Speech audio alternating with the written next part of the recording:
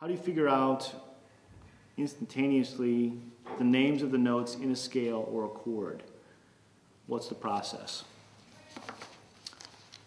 Well, I don't use that system of the names of notes. Okay, I use the system of function. All right. So, for example, in a C chord, we have the notes C, E, and G. I happen to know that the notes in the C chord are C, E, and G, right? But I don't really think C, E, and G. I think 1, 3, and 5. Within the key of C, I think 1, 3, and 5. Okay? Because in the key of C, the C chord is the 1 chord. Okay? And 1, 3, and 5, the first, the third, and the fifth note of a scale always sound the same. Always sounds the same. Okay? You play a C major scale, play the first, third, and the fifth notes, sound a certain way. You change keys and go to G major, play that scale, and then listen to the 1, the 3, and 5, and that sounds identical to the 1, 3, 5 in C. If you go to the key of A major, play the scale up and down, then play 1, 3, and 5, guess what? Sounds identical to the 1, 3, and 5 in every other major key. It may sound higher or lower, but the feeling, the way that you feel those pitches are the same. Okay?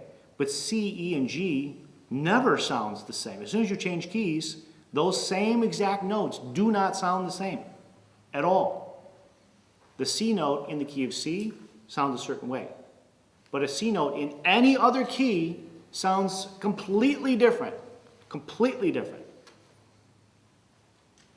All right, remember, what are we trying to do? We're trying to create sounds. Why do we want to create those sounds? Because those sounds create a certain emotion in the listener and in us. So, isn't it important to focus on, if I think about the function, the numbers, the first or the third or the seventh of the scale, if I know with 100% predictability that emotion will always be the same, just playing the scale in isolation, then I can rely on that fact, no matter what key I'm in, to recreate that specific emotion for that note. Okay? So if we're playing and I'm improvising in the key of C, I'm thinking exactly the same stuff as if we were improvising in the key of E or A or B flat or whatever. So I only need one system, and I can use it for all 12 keys. Yeah? So you are rounding intervals. No, I'm not thinking about intervals. I'm thinking about the functions of notes within the key. I'm not thinking about major third or major sixth, minor seventh. I'm thinking about how the notes function. What is the emotional response of each note? I mean that whatever you learn in one scale should be identical in all other scales. Yes, that's okay. No problem. So, but if you think about memorizing the notes of the key of C, and let's say you do that. You memorize where the E is, where the F is, where the G is. Well, guess what? In any other key, the C, the F, and the G aren't in the same spots. So now you got to start all over again, learning a new system with the new key. You got to do that 12 times for every single mode, and there are hundreds and hundreds of modes. Do you really want to memorize all that? No, not me neither. I would choose the easy way. And not only is it easier, it's much better because C doesn't mean anything. It just doesn't mean anything. Okay, C doesn't sound a certain way, doesn't feel a certain way, doesn't do a certain thing. It only feels, sounds, and does something specific in that key, in that context, and that's it. As soon as you change keys, you change context, or even change chords in the same key, that C note is totally different now. Okay, so that's a problem. That's a problem. Okay, what does B flat note in the key of F mean to you? You can't answer. Okay, why can't you answer? Because you know what you're doing right now. You know what your brain just did. Your brain is thinking, okay, key of F, B flat. What note is that in the scale? That's the 4th scale degree. Oh, maybe I know what the 4th scale degree sounds like. Well, let's just skip all that and just get right to the point. And let's say 4. Do you know what 4 sounds like? That's so much easier than do you know what B flat sounds like in the key of F? Do you know what 4 feels like? in any key. Now you got the answer for any key, not just for one key with all that extra steps just to figure that out. It's extremely inefficient. You know why people use that system? Because they're used to reading music. So they're used to seeing the letters instead of a bunch of numbers. I mean, the notes represent a letter instead of a number. That's why it's so hard.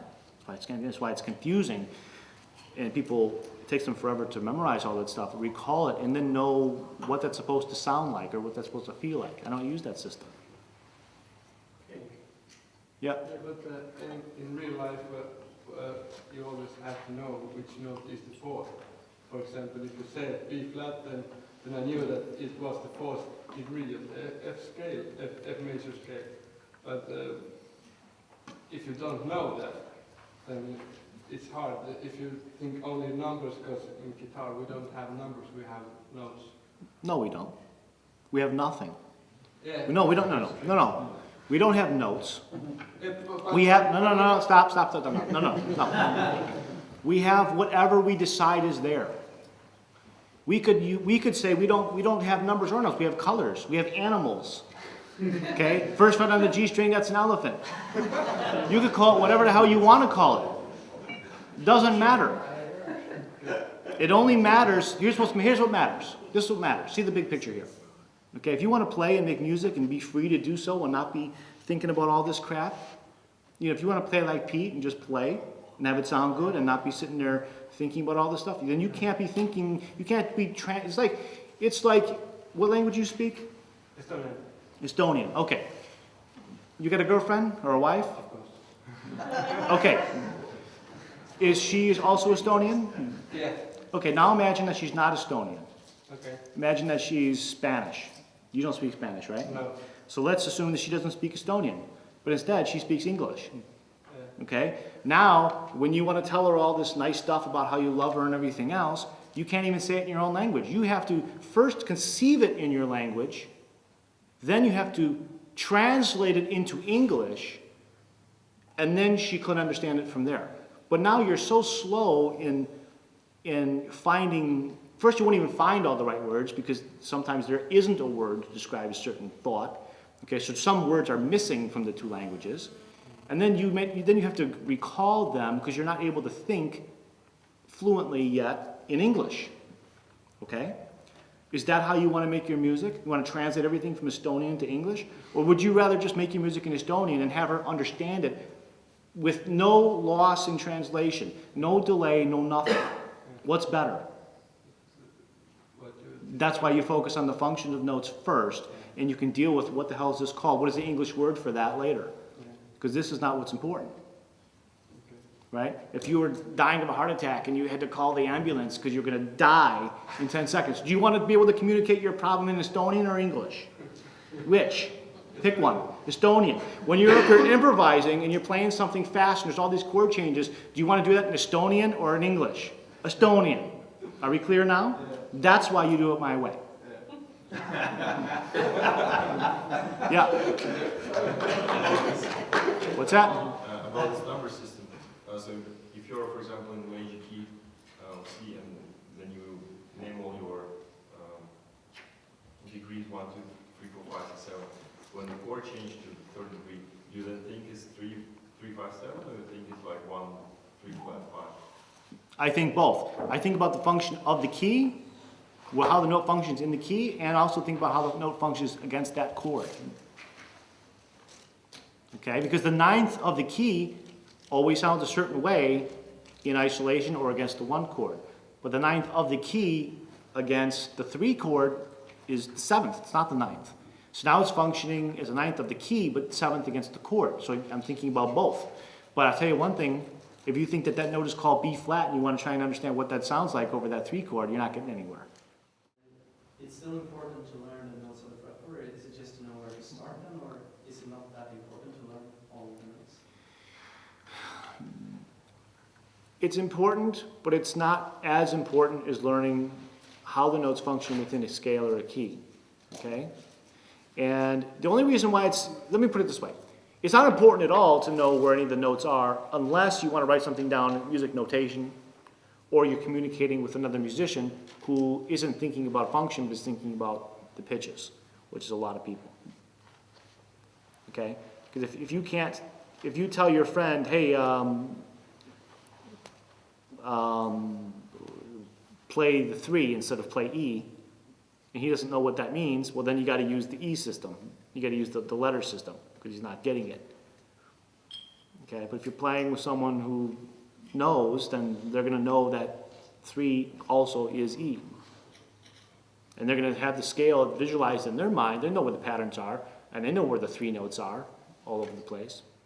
Basically, if we enjoy a song that we like to play, we can easily remember the notes of that song and just learn the notes, right? Yes, it works the same way in music theory. When you hear something, if you don't have perfect pitch, you don't know what notes you're listening to. You don't know if that was a B flat or an A, especially if you know that what the starting key is and you have a good ear, you might be able to figure it out. But in general, you don't know what it is you're hearing. You can't identify, you can feel what you're hearing, but you can't identify, I know it's this, and it's that, and that's that note there. You don't know. Because if you don't have perfect pitch, you won't be able to identify by letter name any of that stuff. Can anyone here do that? Anyone here with perfect pitch? Didn't think so. So that means no one in here can do it. Nobody. Okay? Do you think that sucks? You think about your favorite song or a new song that you hear for the first time and it's really great and you're like, oh, I don't have my guitar, I can't figure that out. It's on the radio. You're never going to hear it again. It's lost. Or someone's playing something. You don't have anything to write anything down. You like, now I want to write that down. I don't remember that. I'm going to use that. You ever happen? Did you ever lose something that was really cool because you couldn't capture it? You didn't know what those notes were. Can anybody relate? Anybody alive here? You guys relate to this? Okay, imagine this. Imagine you're laying down in bed or something, and or in your car or whatever, and you hear something in your mind, like, oh, that's a really cool melody and stuff. You don't know what it is, do you? You don't know what note that is. You don't know if that's E or G or F. You don't know. So now what? Lost. You lost it. But if you know that, oh yeah, that's the 9th. That's the 2nd note of the scale. That's the root. That's 5 going up to 3. That's a cool sound.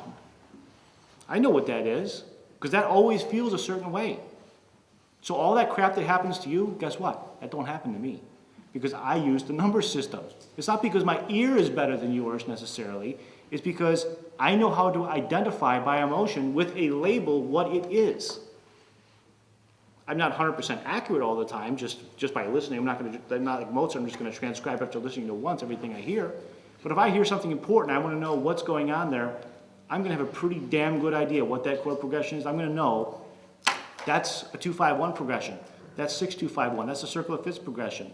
That's 5 going up to 3, then down to 2, then up to 4, then just playing the major 7th on top of that. Because that always sounds the same. I may not have any clue what key it is yet. So I go to a piano, pick up the guitar, but it doesn't matter because I'll be able to pick up the guitar, and in whatever key I happen to try it in, I'll be able to play that melody. Or at least the important parts that I've been able to identify. You have to have a way to explain that. And letters never explains it. Okay? And unless you have a way to explain to yourself what you hear and why it sounds the way it does, you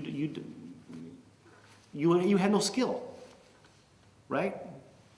If we can't do that, are we even musicians at that point? No.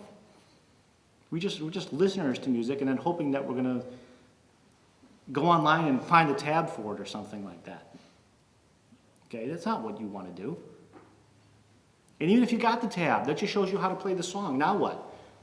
Are you going to just rip off the song and call it your own? And no. So you have to understand, why does it sound that way? So when you understand those concepts, then you can recreate that in 1,000 different variations of that. But you'll know from the beginning, not through big time-wasting trial and error, you'll know right from the beginning what has to be done to recreate that emotion. Because you'll understand in the first place how it was created originally. Okay, it's not like this song has a really cool chord in it. So I'll play the same chord, and I'll just change the way I'm the rhythm or something, and then I'll play the next chord and I'll kind of change that a little bit. That's still not getting you the understanding of why it's working the way it's working that makes you like it so much.